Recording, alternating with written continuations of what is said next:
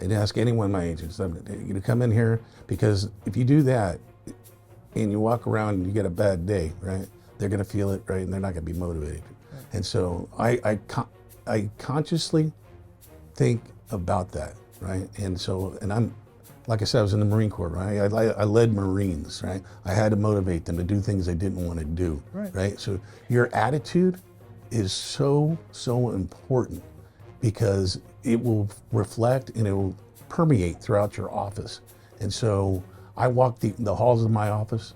You ask every one of my staff, good morning. To the Hispanic ladies, buenos dias, you know, your ability to motivate has to do with your attitude. So your attitude is key. So they're not allowed to see that. They're not allowed to see if you had a bad day. There's been times when I have come to work and, you know, I'm going, yeah, I'm not feeling it, but I have to switch my mindset. The most powerful thing you have in your business is your mindset. Because when you have a negative mindset, you're going to lose. You always got, so you got to constantly think about your current mindset and how you can help others. This is Small Business Celebration, where we introduce you to successful small business owners at their place of business so that you can learn something that you can use today to grow a strong and profitable business and get your next big breakthrough. Hey, Josh, I've got a friend of mine that's looking to invest in some property, some real estate, but where do we go? I mean, if there's only somebody in town, somebody that could go, yeah? Oh, yeah, that could work, yeah. Welcome to another fantastic episode of Small Business Celebration. We're going to be talking about, okay, I'm growing and developing my business and I'm scaling. What can I do to make sure that I can not get divorced and I can actually take a vacation? We're also going to be talking about, okay, how I've got all these commission-based salespeople. How do I keep them motivated? Well, to guide us through all this is Bill Redmond, the owner of Watson Realty and Property Management. Welcome to Small Business Celebration. Thanks for having me. And for Visioneers who don't know who you are, who are you and what is it that you do? My name is Bill Redmond. I'm broker and co-owner of Watson Realty and Watson Property Management. And so I've been in real estate for about 28 years. I was in the Marine Corps before that for about 14 years. I'm very passionate about real estate. Here at Watson, you know, we manage over 1,500 units and residential units, and we have about 235 sales associates that work for the company. We've been around since 1943. You got into property and real estate right out of the Marine Corps. I did. Why? Because my son was born and I was making about 50 cents an hour in the Marine Corps. And so, and back then we had the newspaper. And so I was looking for a job. My dad was in real estate and I saw that I could make $35,000 a year selling real estate. And this was in 1996. Okay. 1996. $30,000 a year. Yeah, $30,000. It was way more than what I was making. So I got my real estate license and took off from there. Interviewed with a bunch of companies in town. Right. Ended up with a company called Prudential America West because they had the best training. And the broker there, one of the owners, I went to school with his daughter, so I knew him a little bit. So I felt comfortable going there, and it took off from there. One of the things about your office is you've got Marine Corps, military, patriotic stuff everywhere.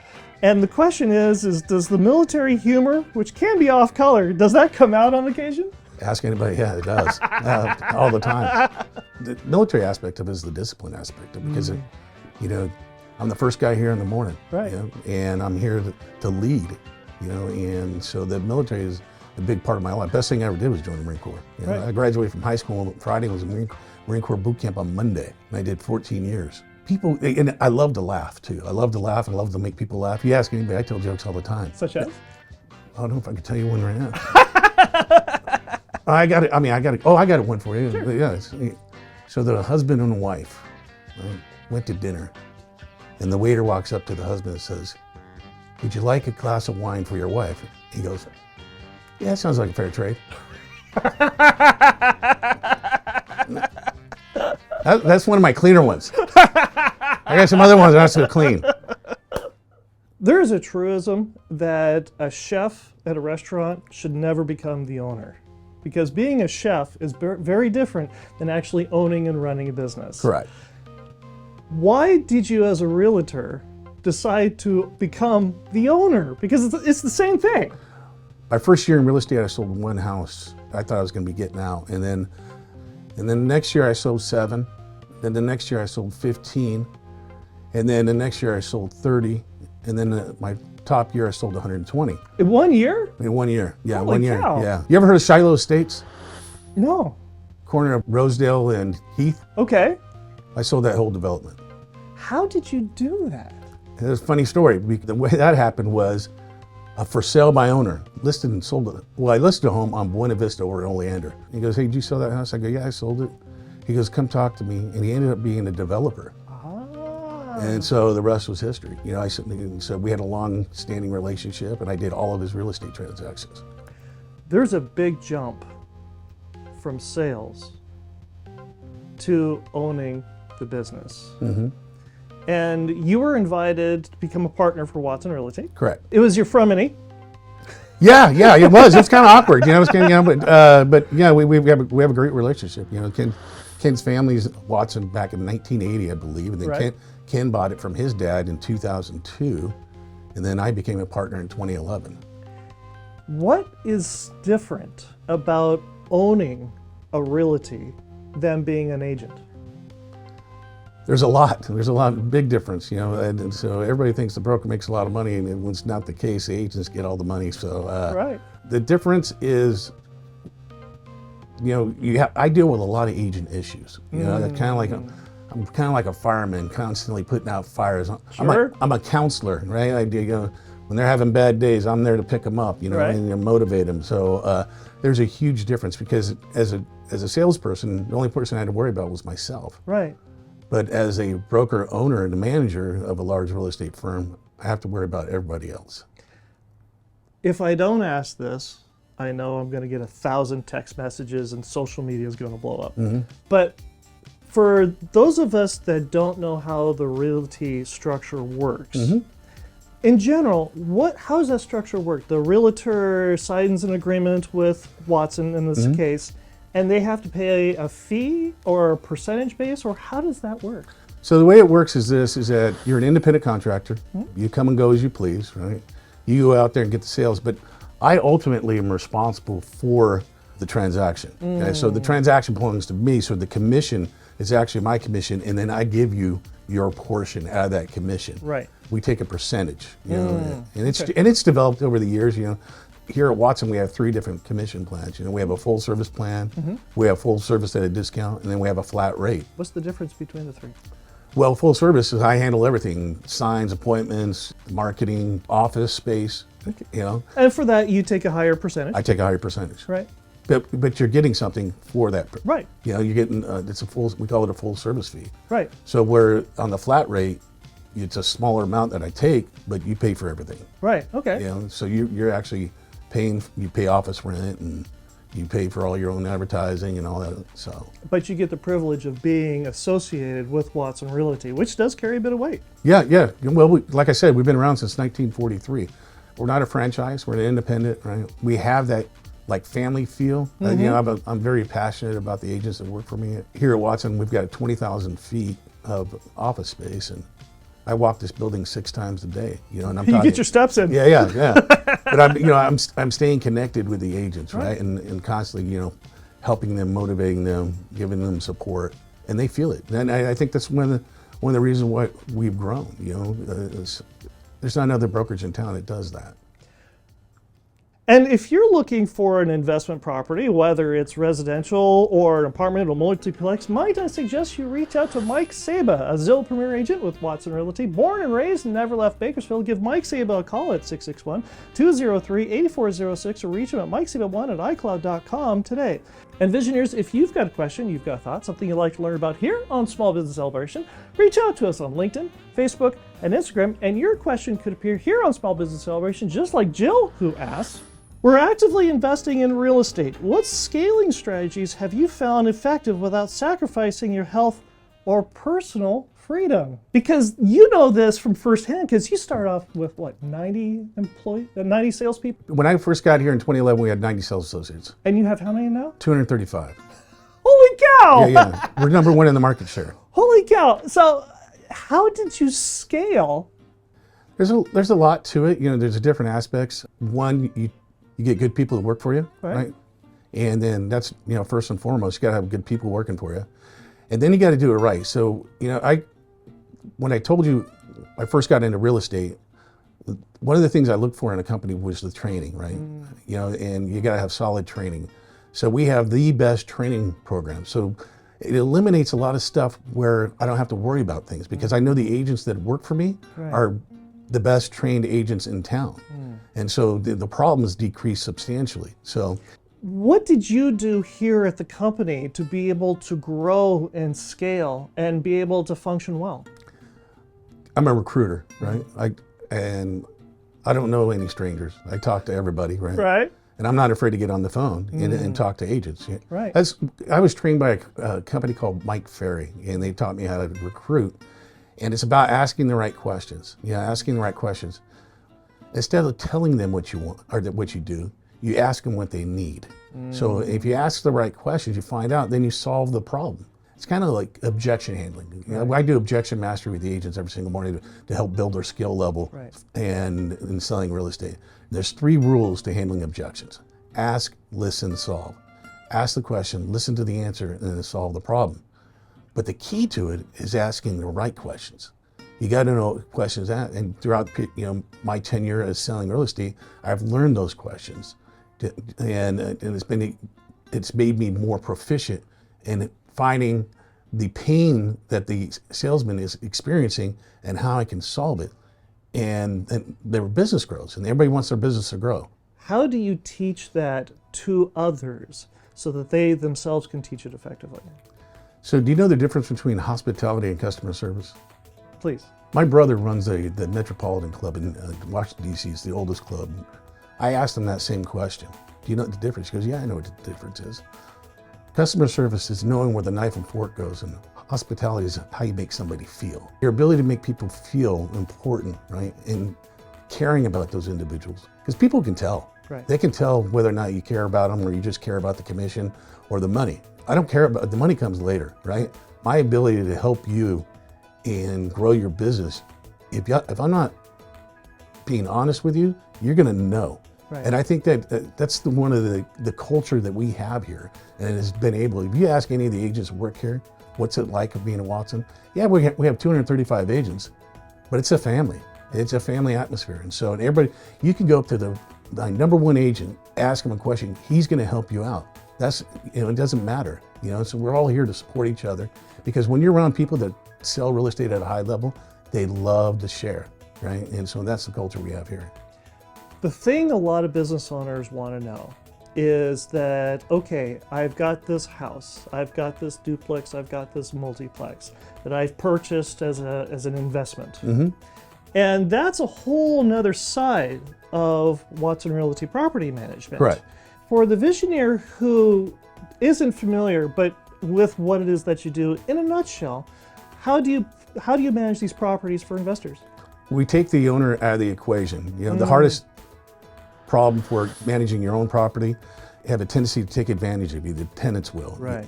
So They'd steal all the copper wire out of the wall. They put kitty litter down the toilet. Yeah. But what they do, so what we do is we take the owner out of the equation and we facilitate and collect the rent, screen the tenants for them, do the evictions. We go to court if we need to go to court, so the homeowner doesn't have to do that. And so it's a service that that they love, and we're able to grow from that. Here's the dirty little secret. You guys call them doors. How many doors do you guys manage just in Kern County? About 1,450. And we have a commercial division too. Really? Yeah, so we purchased Potter McKinney Commercial Property Management. It's been a little over a year, going on 2 years. And so we got in the commercial aspect of property management. And so, would I be incorrect in thinking that there's a lot of similarity between residential management and commercial property management? 2 different beasts. Really? Oh yeah. How so? Because you're dealing with professionals, stores, warehouse. So you're dealing with a different clientele to where on the residential side, you're dealing with, people who can't afford to buy a home yet, and have to rent. One group has to have the property in order to make a living, and the other has a living to have the property. Correct, yeah. What are some of the pitfalls that a lot of business owners don't realize with residential properties that you guys take care of? Abiding by the law. So this is a tenant-friendly state. I mean, they're pro-tenant. Right. If you break the law, right, it can cost me my broker's license. And so you got to have people on your staff that know exactly what you can and cannot do. Is you got to know the law, what you can and cannot do. Because on an eviction stat, just during COVID, we had a lot of people that stopped paying rent. Right. Stopped paying rent. And then you had an eviction process, right? And then there's another process. Say you're a homeowner, you own the property, the investment, and you want to sell it. You have to give proper notice to the tenant, right? There's so many different aspects of it, whether or not you're getting them out of the property to move back into it, or you're selling it. And there's certain time frames. And if you break that, you get started all over again. And so the DR, or the city of California, is very, very stringent on it. Are these similar issues that you find on the commercial side of property management? Commercial is different. Commercial, you don't have to deal with the same rules. It's just like selling commercial real estate. Commercial real estate is a lot easier than selling residential real estate. Reason being is you're dealing with a consumer that's not knowledgeable. To where when you're dealing with commercial real estate, you're dealing with an informed consumer or a buyer or consumer. Right. The rules are different. There's not as many disclosures in commercial real estate sales as there are on residential. I mean, we got more disclosures than it's a book, essentially. So. Do you need yard signs, foam boards, banners, or signs on the street? Give Minimum Press of Bakersfield a call at 661-323-7757 or visit them at mmpbakersfield.com. And when you call, ask them about their 24 by 18-inch yard sign special for the month of July and August 2025. Give Minimum Press of Bakersfield a call, 661-323-7757, or visit them at mmpbakersfield.com today. Now, Visioneers, if you're not familiar with the way the game works, I have a random word generator here on my phone. I have no idea what the random word generator is going to be, but more importantly, neither does our guest. And our guest has to take each of 3 words that I give him and somehow associate that word with his business. Now, you do know, Bill, that if you get any of these words wrong, the entire real estate industry is going to collapse worse than 2008. Yeah. Okay. Yeah. That's all on you, man. All right. I got it. Okay. Your first word is introduce. Oh, okay. So your ability to introduce a buyer to their home of their dreams and sell it on the first shot. Nice. That's the first one. 1 for 1. Well done, you. Okay, he's on a roll. Let's see. What's your second word is preparation. Okay, preparation. The lack of preparation leads to failure. Nice, Yeah, nice. yeah. How does a realtor prepare? So a realtor is supposed to do comps, right, of the neighborhood, Right. put together a marketing package, right, and then answer the questions or handle the objections of the seller or buyer. And so you need to prepare for that. That's the same also for for investment properties too. Oh, without a doubt. You got to know your numbers. If you ask, have you ever heard the term APOD? Yeah, a lot of real estate agents haven't either. Okay. The good ones do. So the ones that sell investment property. So it's an annual property operating data. Okay. All right. What it does is it tells you if you make an offer on this property based upon the income that property produces, you should net this amount. Oh. But to be able to do that, you need to know what the expenses are, right, and how to calculate it, and base that on your offer. Because investment property is an investment. Right. It's an investment. So you don't want to buy an investment property That loses money. that loses money. Right. You want to be able to make money on it. Right. So what is a good cap rate? And a lot of agents don't know what a cap rate is, right? It's a capitalization on the net operating income, right? So you got to know those things. And you got to prepare for everything. You got to prepare for everything. Very good. That's 2 for 2. Well done. It all comes down to this. Are you ready? Uh-huh. Okay. Hand. Always be willing to give a hand out to a new agent to help them out. There it is. That's 3 for 3. The world is safe at last. Yeah. And now that you've had this life-changing experience here on Small Business Celebration, who would you like to thank for this? Callie Garner. Who is she and what does she do for you? Callie's a machine, and she's a property managing machine. Okay. So yeah, and she runs my property management division with 3 people. And what does she do for you? She evaluates the tenants.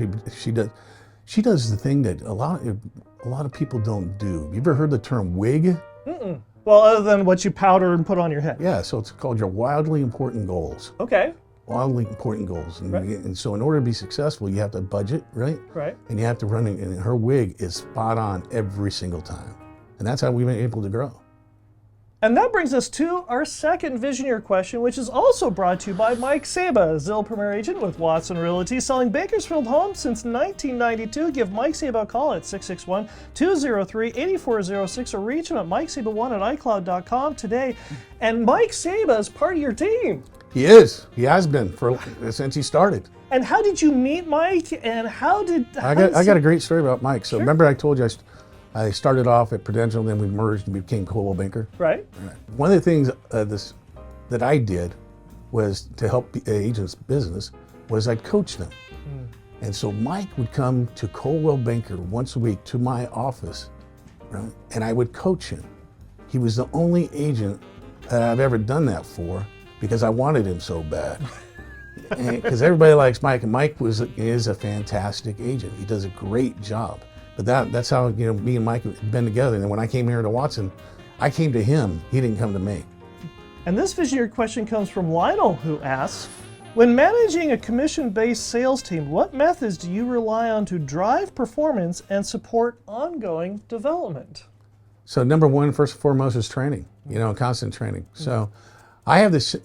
We talked earlier about the ability to handle objections, right? Right.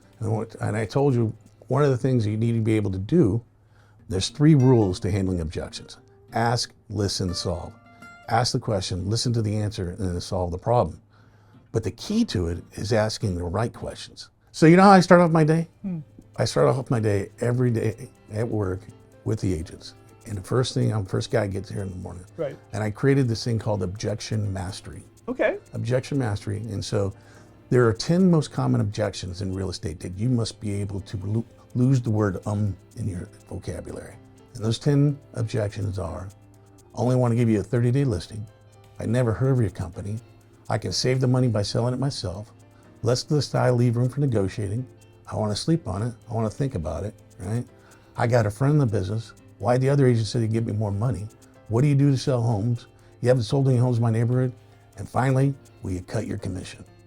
And your ability to handle those objections will make you a superstar. And a lot of agents out there do not know how to do that. And so I start off my day every single day for 30 minutes, and we role play those objections. Right? So one day I get a call from one of my top agents here, and she just lost a listing to a brand new agent.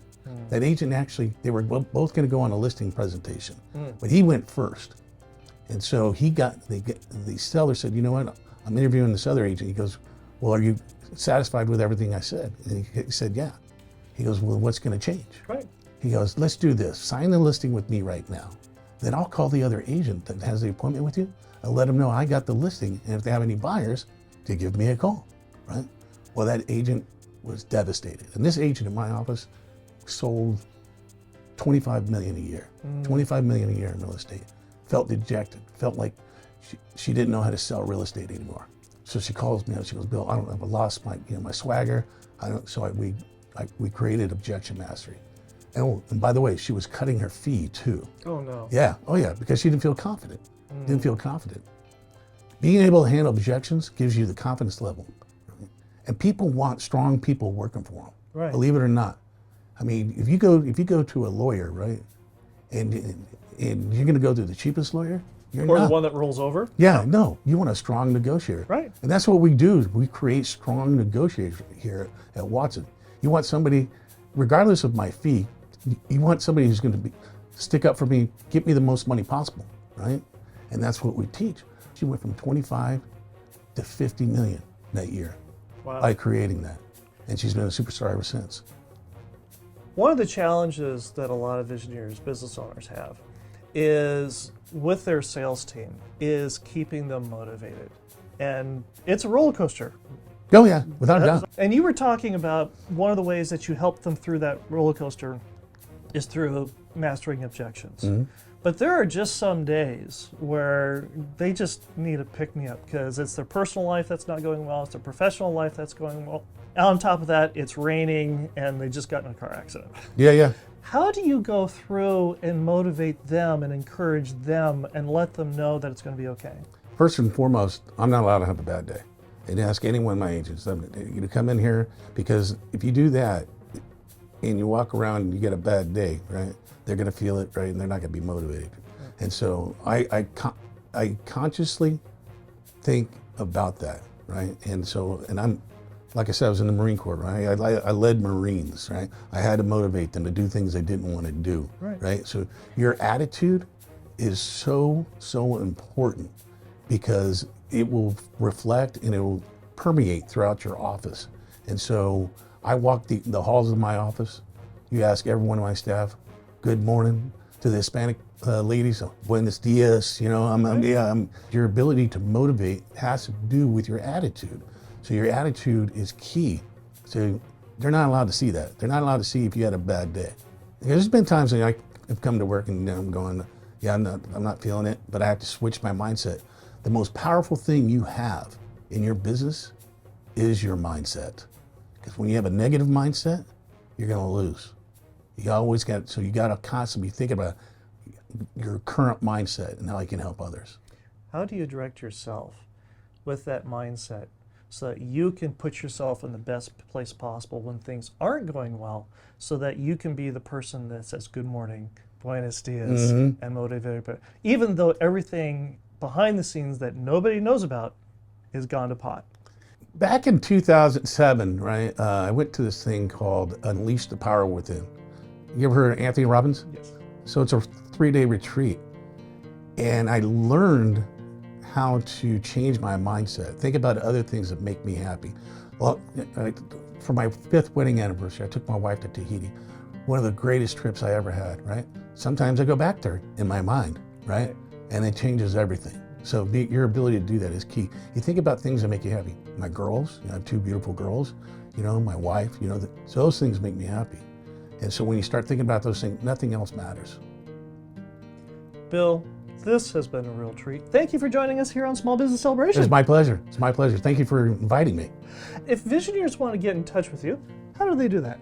Call my cell phone, 661-201-4869. I answer 90% of the time.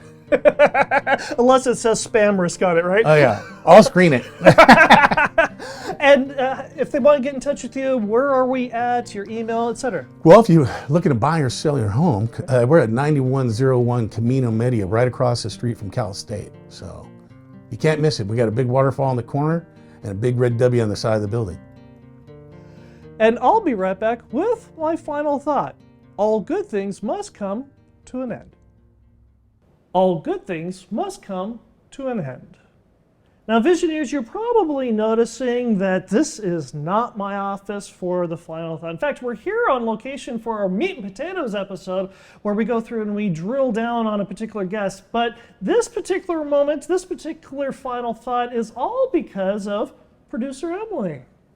And the reason we're talking with you is because I am moving away. And where are you going? I actually have the opportunity to go with my family to Tennessee. They need some help out there, and I've decided that that's the next place that I need to be. Trivia question, everybody's gonna ask. How many episodes? I think 95. Oh, this is delicious. Not even 100. I know, it's gonna drive me a little bit crazy. We're leaving just shy of my 100th episode. Maybe that's a way we can get her to come back. Maybe, we don't know. And what are you planning on doing in Tennessee? I mean, you're not going to be in Hollywood doing the whole YouTube thing. I know, and that is a great question. At the moment, looking for a house. And then after that, probably getting back into production and film, because really this has been and is one of my favorite things to do. I love producing this show. And so that's what I'm going to be continuing to do in some way, shape, or form. The one thing I have to ask, because if I don't ask, people are going to be asking me, because, Emily's not here anymore. What have you learned from our guests? Because you have sat here behind the scenes listening to some of the most brilliant small business minds that Kern County has to offer, in California for that matter. What have you learned? Business owners are determined. That they are. How so? Time and time again, I see it. They have this drive in them that pushes and pushes and pushes. And I think I've really been inspired by that, really appreciate that.